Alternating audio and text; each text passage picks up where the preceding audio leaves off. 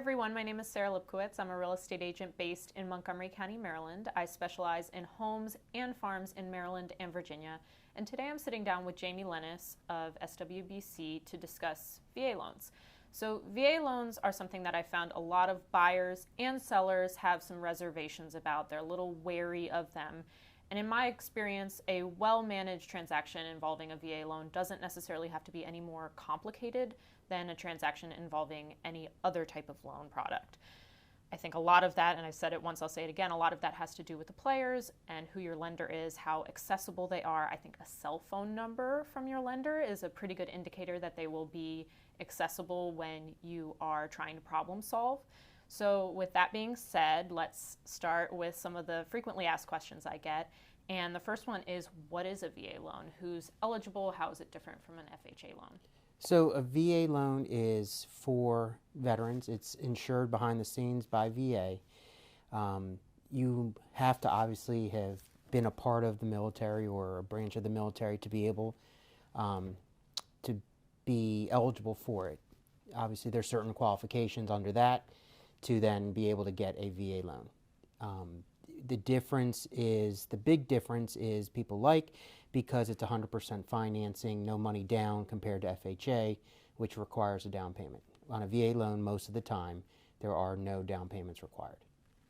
A lot of people are actually quite surprised to find out that I've had a number of buyers, and I've worked on seller sides where the buyers have financed a purchase with a VA loan on a property that had acreage. So can you talk a little bit about that and, buying a property that has acreage or a barn on it and how that might be doable? Sure, it's absolutely allowed. Acreage or a barn or an outbuilding or a field with a fence, all that's allowed. With a big caveat, of course, there are certain properties that aren't eligible. I think it's going to be property specific, but I definitely think it's open to a large variety of properties. I think we just have to be careful of what the purpose of the property is. It can't be a working farm, just like any kind of loan, any residential loan. It can't be a working piece of property. But I think anything with acreage is still okay. I think they're going to look at, does the house and a certain piece of the property support the value, that the value isn't in the land. That's where you run into problems. And it can be a VA loan, it can be an FHA loan, or any loan.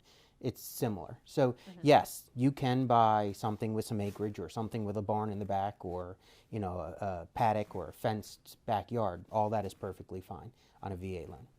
And just to clarify, a lot of my clients have put horses or other animals on the farm. By working farm, typically we mean income producing. Correct. So it needs to be a residence. It can't be your place of business. That's correct. Going off of that, a lot of properties that have acreage are on well and septic. So can you talk a little bit about how that might work? Sure. Because it's a government insured loan, they are going to typically require the well, the septic tests, termite inspections, things like that. So all those tests that in our world are sort of standard, they will be required. Maybe not on certain types of other products, but this one, they typically are required. If they are well septic, they will be required to have and pass. The appraisal process. People tend to balk the most at the appraisal process. That's typically where my sellers have the most concern and my buyers who are involved in a transaction with a VA loan. So can you tell me a little bit about the appraisal process? I actually think it's quite a bit less scary than people seem to believe. It absolutely is. It's still the standard appraisal that gets done. They're looking for safety, soundability, obviously besides for value and things like that. But the one big caveat is it is controlled by VA. So it's their list of appraisers. It's not our list of appraisers. When the appraisal is ordered, we have to order it through VA. When you get the case number, the VA case number, they determine who the appraiser will be. They assign it. So it's their pool of appraisers. So there's the downside. It's controlled by VA. They have a certain time frame, which can be longer than a normal residential appraisal, whether it's conventional or FHA. So there could be a little bit of a delay in getting it back. I think that just depends on the area, the appraiser. But that's the biggest thing, I think. But otherwise, it is standard, normal appraisal that gets done.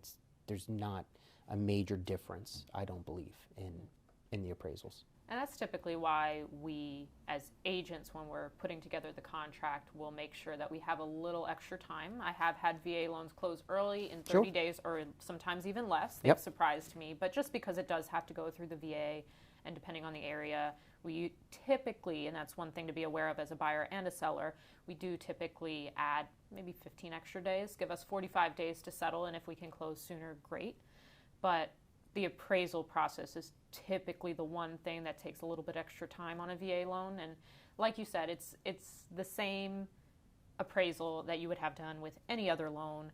It's just through the VA and it's through They're their listed. appraisers. And when it comes to safety items, as a seller, that's where when you're getting ready to sell, you do want to have your agent walk through the property with you, both to help you prepare the property for sale, but also tell you what may be flagged in the event that you have a buyer with a VA loan. And typically it's things like railings, things that are pretty simple, but you just may want to be prepared for if it does come up. One of the great things about having no down payment is having a little extra money in the bank, or potentially a lot of extra money in the bank for moving expenses, especially a lot of veterans are coming in from overseas, but you have moving expenses, furnishing your home, and any repairs or updates that you might want to do. Can you talk a little bit about funding fees? What is a funding fee? So the funding fee is what goes to VA to service your loan, and behind the scenes insure the loan. It goes into a pool of to a pool that sits to help service and insure your loan behind the scenes. It's one of the benefits again of the VA loan. There's no monthly mortgage insurance, so there's this funding fee. They take it up front at settlement that either can be paid in cash or financed into the loan amount. So that helps the borrower payment-wise per month, as well as avoid the down payment. How much is a funding fee typically? So there are different variables to that. There are different dollar percentages. It all depends on first use of the VA, multiple use of the VA, active duty, reserve. So there are some caveats that go in, but they are variable amounts that get determined what is the actual funding fee. Are the interest rates on VA loans any better than conventional loans or FHA loans? I think it all depends on the timing of the market.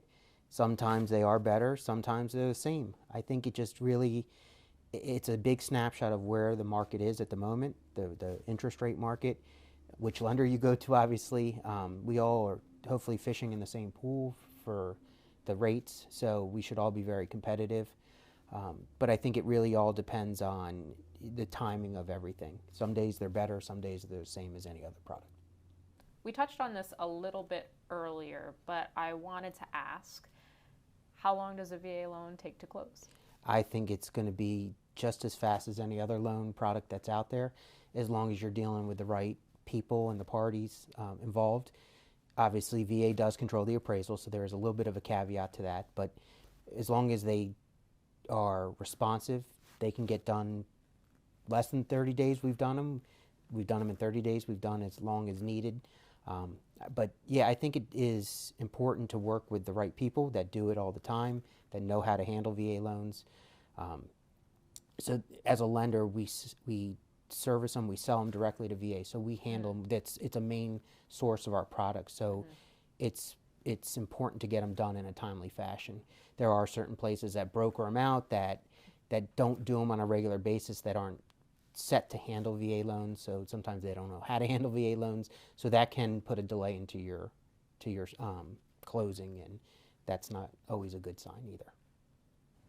We mentioned that veterans typically don't have to put any money down. Can they finance settlement fees as well? Well, no, not on a typical basis. There are ways to get some help towards closing costs and prepaids. Obviously, VA does allow sellers to contribute towards closing costs, prepaids. They can actually be pretty lenient sometimes.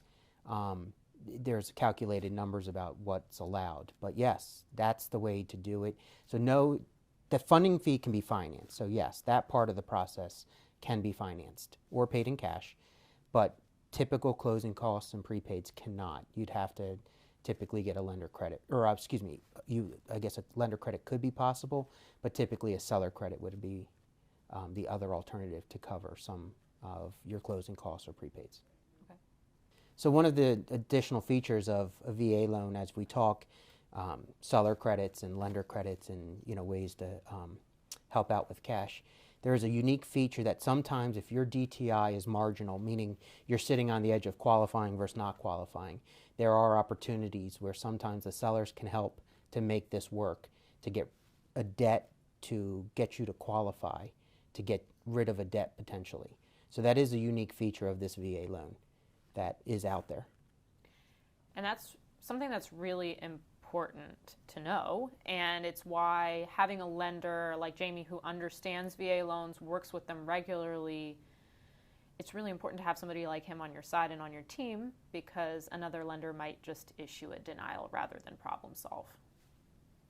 Something we haven't seen over the past 20 years or so is assumability, and it's something that we suspect as the rates start to creep up again might come back in vogue. And if you could talk a little bit about what that means in terms of a VA loan, I think people would find that helpful. Sure. So assumability is saying that the potential buyer of a property, or let's back up, assuming the seller has a VA loan on their current house that is being sold, and the potential buyer is VA eligible, there is a way that you can look to see if they qualify, and assuming they do, then they can actually assume or take over that seller's loan and keep the terms of that loan in place. So it is a nice advantage if rates do go up that you can keep a lower rate, keep lower terms. There's some caveats obviously that have to be looked at, and you have to weigh pros and cons of getting a new loan versus keeping the old.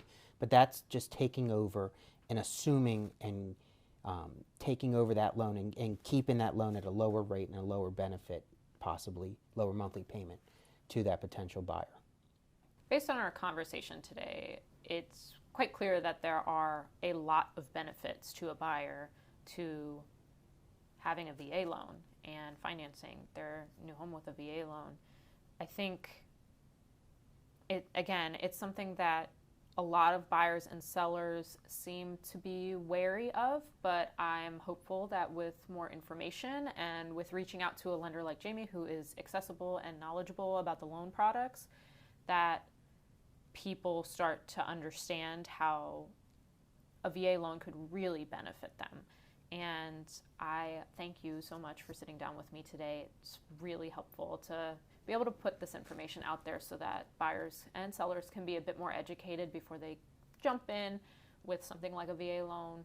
And it makes everybody's lives a little bit easier, I think, in terms of comfort level. Yeah, I agree, and I think it's all about knowledge and education. I think the more we can educate buyers and sellers that it's not a scary loan, it's a good loan for those who are qualified for it, and to a lot of people it's actually a very good loan, and it helps a lot of the veterans and those who are eligible for it.